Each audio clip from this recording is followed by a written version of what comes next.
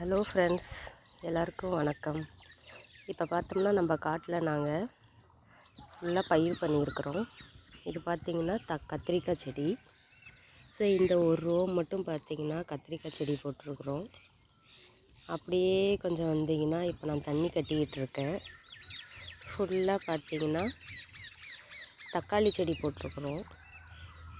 இந்த செடிகள்லாம் முந்தா நேற்றே தக்காளி செடி ஊனியாச்சு.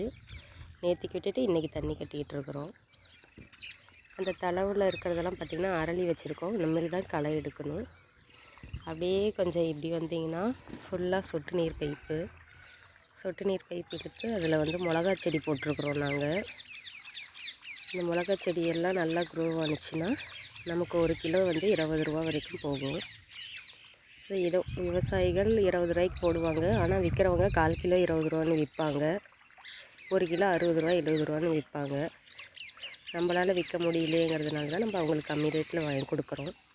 நன்றி ஃப்ரெண்ட்ஸ். உங்களுக்கு இந்த வீடியோ பிடிச்சிருந்துச்சுன்னா சப்ஸ்கிரைப் பண்ணிட்டு போங்க, லைக் போடுங்க. தேங்க்யூ.